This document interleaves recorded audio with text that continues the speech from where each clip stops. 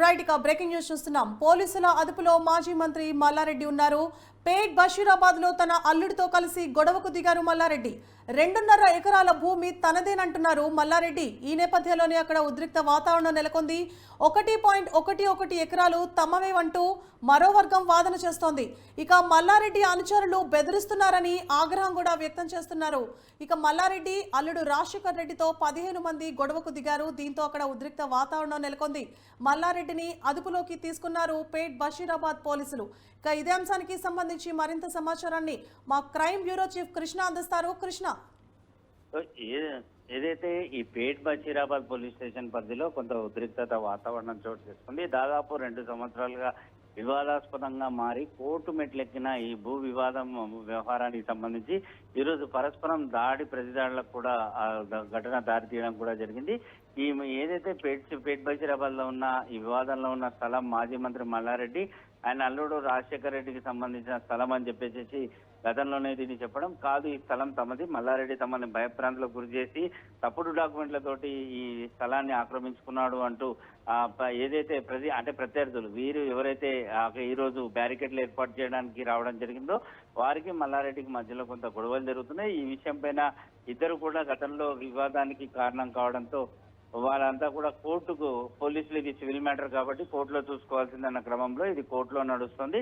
So ఈ క్రమంలోనే వాళ్ళు బ్యారికేడ్ల నిర్మాణం చేస్తున్నారని తెలియడంతో మాజీ మంత్రి మల్లారెడ్డి ఆయన అల్లుడు రాజశేఖర్ రెడ్డి ఆ తర్వాత మరికొంతమంది అక్కడికి చేరుకొని ఆ బ్యారికేడ్లను అన్నింటినీ కూడా తోసేసి గొడవకు దిగారు. దీంతో ఉద్రిక్త వాతావరణం చోటు చేసుకోవడంతో పోలీసులు రంగప్రవేశం చేసి మల్లారెడ్డిని ఆయన అల్లుడు రాజశేఖర్ ని అదుపులోకి తీసుకొని స్టేషన్ కి తరలించారు. ప్రస్తుతం అక్కడ ఎవరిని కూడా ఉండకుండా పోలీసులు కూడా ఆందోళనకు దిగిన ఆ వ్యక్తులందరినీ కూడా చెదరగొట్టి ప్రస్తుతం అక్కడ భారీగా కట్టుదిట్టం చేయడం జరిగింది. కృష్ణ, అయితే ప్రస్తుత పరిస్థితి అక్కడ ఎలా ఉంది? అంటే కోర్టు వివాదంలో ఉన్న ఆ స్థలంకి సంబంధించి ఇప్పుడు ఎందుకు వెలుగులోకి రావడం జరిగింది? ప్రస్తుత పరిస్థితి ఎలా ఉన్నాయి? సో ప్రస్తుతానికి గతంలో ఏదైతే ఈ వ్యవహారానికి సంబంధించి కోర్టుకు వెళ్ళారో ఆ కోర్టుకు వెళ్ళిన వ్యక్తులు ఏంటంటే గతంలో ఆయన మంత్రిగా ఉన్నాడు. ఆ మంత్రిగా ఉన్న దాన్ని అడ్డం పెట్టుకొని ఆయన కబ్జా చేయడమే కాకుండా తమని స్థలం దగ్గరకు వస్తే చంపేస్తామంటూ భయభ్రాంతులకు గురి చేయడం కూడా జరిగింది. అప్పట్లో ప్రభుత్వం మంత్రి కాబట్టి అటు పోలీసులు యంత్రాంగం కూడా ఆయనకే మద్దతు పలికింది. సో ఈ క్రమంలోనే ఆయన మంత్రి అయితే ఏదైనా చేయొచ్చు అన్న భయంతో తాము గతంలో ఎన్నిసార్లు పోలీసులకు ఫిర్యాదు చేసినా కూడా పట్టించుకోలేదు. దీంతో తామే కోర్టుకు వెళ్ళాము. మల్లారెడ్డి చూపిస్తున్న డాక్యుమెంట్లు, ఫోర్జరీ డాక్యుమెంట్లు అవన్నీ కూడా తప్పుడు డాక్యుమెంట్లన్నీ కోర్టులో ఛాలెంజ్ కూడా చేయడం జరిగింది. దీనిపైన కోర్టు మల్లారెడ్డికి తన దగ్గర ఉన్న డాక్యుమెంట్లను సబ్మిట్ చేయాలని చెప్తున్నప్పటికీ కూడా ఆయన ఎలాంటి డాక్యుమెంట్లు అనేవి సబ్మిట్ చేయకుండా అందరినీ కూడా తప్పుదారి పట్టించే ప్రయత్నం చేస్తున్నారు. ఈ రోజు ఆ స్థలాన్ని చూసేందుకు తాము అక్కడికి వెళ్ళామే తప్ప అక్కడ బ్యారికేడ్ల నిర్మాణం కానీ లేదంటే స్థలాన్ని కోర్టు వ్యాధంలో ఉన్న స్థలాన్ని తామే కోర్టుకు వెళ్ళి ఆ తర్వాత స్థలాన్ని కోర్టు ఉన్న సమయంలో తాము ఎలా అని కబ్జా చేయడానికి వెళ్తామని చెప్పేసి అనుకున్నాం. మేము వెళ్ళడం జరిగిన విషయాన్ని తెలుసుకున్న మల్లారెడ్డి అయిన అల్లుడు వీరిద్దరూ తమ అనుచరులను తీసుకొని వచ్చి తమ పైన దాడి చేసే ప్రయత్నం చేశారని చెప్తున్నారు. ఏదేమైనప్పటికీ ఇప్పుడు ఈ ఘటన ఇటు శాంతి భద్రతల విఘాతం కలిగే అవకాశం ఏర్పడింది కాబట్టి పోలీసులు దీనిపైన దర్యాప్తు చేస్తున్నారు. అలాగే ఇప్పుడు ప్రస్తుతం అక్కడ అంతా కూడా పోలీసులు కట్టుదిట్టం చేయడంతో కొంత సద్దుమణిగిందని చెప్పుకోవచ్చు. Right, thank you Krishna.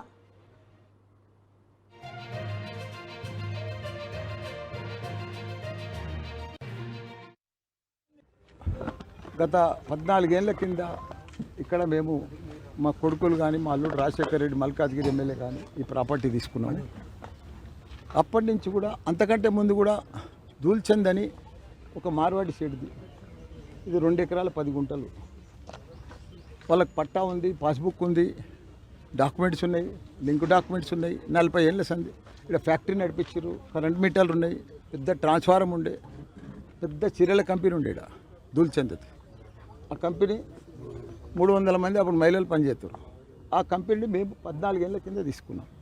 తీసుకొచ్చి మేము ఈ ఆటోలకు దానికి దీనికి ఇట్లనే పెట్టాం. వీళ్ళు ఏదో ఇదే సర్వే నెంబర్లో మాబ్ ఉందని చెప్పి, మాకు 2000 గజాలు ఉందని చెప్పి, మాకు 4000 గజాలు ఉందని చెప్పి 8 ఏళ్ళ సంది వాళ్ళు సతాయించుకుంటా, అమ్ముకుంటా, దొంగ డాక్యుమెంట్లు చేసుకుంటా. ఎవరు సార్ వాళ్ళు? సుధామా అని, మళ్ళీ అదే కరీంనగర్ శ్రీనివాసరెడ్డి, వాళ్ళంతా లక్ష్మణ్ విప్పు ఉన్నాడు. ఇప్పుడు ఆయన మొదటి సంది కూడా ఇల్లు ఉన్నాడు అప్పటి సంది. వీళ్ళంతా ప్లాన్ చేసుకొని నా దగ్గరకు కూడా వచ్చారు. అన్నా మీ దాంట్లో వెళ్తుందన్నా అని నేను కూడా చెప్పిన. 8 ఏళ్ళ సంది కూడా ఉండే వస్తే కోర్టులో కేసు వేసినాం, పోలీస్ స్టేషన్లో ఇదే పేట్ బషీరాబాద్లో 8 ఏళ్ల సంది కేసు నడుస్తుంది, పంచాయతీ నడుస్తుంది. మీకు లేదు బాబు అంట, మా డాక్యుమెంట్స్ ఇచ్చినాం, అన్నీ నడిచినాయి. వాళ్ళు కూడా వచ్చిర్రు ఒక ఎలక్షన్ కంటే ముందు. నేను చెప్పిన మీరు టీపని పెట్టుకోండి, మీది 4 ఎకరాలు 26 గుంటలు అంటారు వాళ్ళ డాక్యుమెంట్. మీ డాక్యుమెంట్ తీసుకురండి, సర్వే చెప్పింది ఇది మొత్తం 17 ఎకరాలు, ఈ సర్వే నెంబర్ 82 సర్వే నెంబర్ కొలుచుకోండి.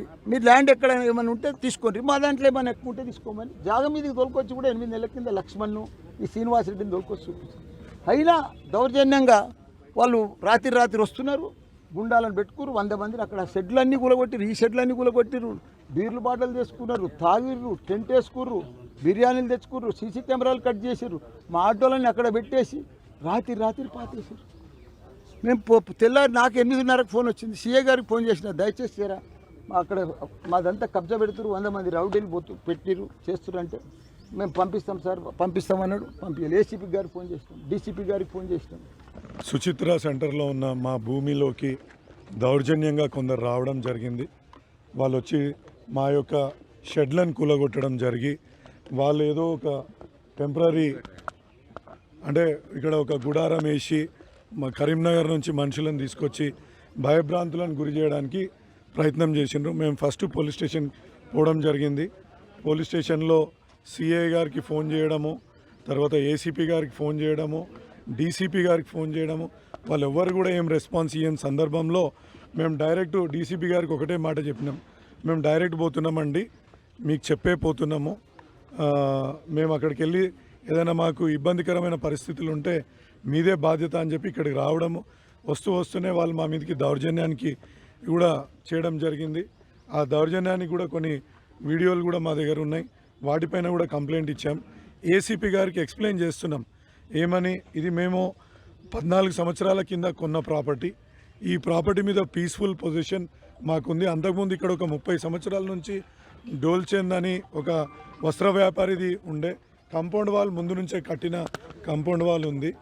దాంట్లో మేము ఈ ప్రాపర్టీ కొన్నాక అప్పటి నుంచి ట్యాక్సెస్ కానీ, అప్పటి నుంచి ఇక్కడ కరెంటు మీటర్లు కానీ ప్రతి ఒక్కటి ఉంది. వీళ్ళ మీద ఇంతకుముందు ఈ దౌర్జన్యం ఇవాళ చేసిన వాళ్ళ పైన 2 months కింద కూడా వాళ్ళు దౌర్జన్యాన్ని దిగినప్పుడు మేము ఎఫ్ఐఆర్ బుక్ చేసినాం. దాని మీద పోలీసులు ఎటువంటి యాక్షన్ చేయట్లేదు. ఈ రోజున కాంగ్రెస్ ప్రభుత్వం వచ్చిన తర్వాత కూడా మాకు ఇంత న్యాయం జరుగుతుందని చెప్పి ఇలా మేము సైట్ మీదకి వచ్చి మా పొజిషన్ మేము తీసుకున్నాం. ఆ పొజిషన్ తీసుకున్న తర్వాత మల్లారెడ్డి వాళ్ళ అల్లుడు రాజశేఖర్ రెడ్డి వాళ్ళ అనుచరులు గుండాలను పట్టుకొని వచ్చి ఇలా ఒక దాడి చేయడం జరిగింది. మరి ఈ దాడి వెనుక ఒక ఎస్సీల ల్యాండ్, ఇది ఎస్సీల ల్యాండ్కు మల్లారెడ్డికి ఎలాంటి సంబంధం లేదు. అయినా మధ్యలో వచ్చిన కొనుక్కున్నాడు. అయినా 1 ఎకరం 29 ఆయనకు ఉండదని చెప్పి సర్వేయర్ గారు చెప్పిండు, జాయింట్ డైరెక్టర్ చెప్పారు. మరి అదే గవర్నమెంట్ రూల్ ప్రకారంగా సర్వేయర్ చెప్పిన ప్రకారమే మేము ఇలా ల్యాండ్లో ఉంటే మా షెడ్స్ అన్నీ ఊలగొట్టి, మా ఎవరైతే శ్రీనివాసరెడ్డి మీద కొట్టి, ఆ సుధామ అనే మీద కొట్టి అందరినీ భయభ్రాంతులకు చేసి కట్టెలు పట్టుకొని ఉరికేయడం జరిగింది. ఇది ఎక్కడే అన్యాయం, ఎక్కడ దౌర్జన్యం అంటున్నా. మల్లారెడ్డి గారు ఇకనైనా మానుకోరు మీ భూ కబ్జాలు, ఇకనైనా మాకెందుకు, మేము తలో ఇంత కొనుక్కొని పైసలు కష్టపడి కొనుక్కున్న పైసలు ఇవి. మరి నువ్వు ఎందుకు మా భూమిని లాక్కోవడానికి నువ్వు ఎందుకు ప్రయత్నం చేస్తున్నావు? నాకు ఇలా 360 గజాలు నాకు ఉన్నది. మరి నేను కూడా ఒక వన్ ఆఫ్ ది మెంబర్ని కాబట్టి నువ్వు ఇలా మమ్మల్ని కూడా ఉరికిచ్చి ఈ పోలీస్ సపోర్ట్ తోటి ఇలా ఎవరిని మమ్మల్ని అందరిని అక్కడికి రాకుండా, సైడ్ గారికి రాకుండా నువ్వు కట్టెలు అందుకొని కొట్టడం, ఇది ఎంత దౌర్భాగ్యం అంటే మరి కాంగ్రెస్ ప్రభుత్వంలో ఇలా రేవంత్ రెడ్డి గారిని కానీ ఇలా ప్రతి ఒక్కరిని కలిసి ఒక రిప్రజెంటేషన్ చేయడం జరుగుతుంది.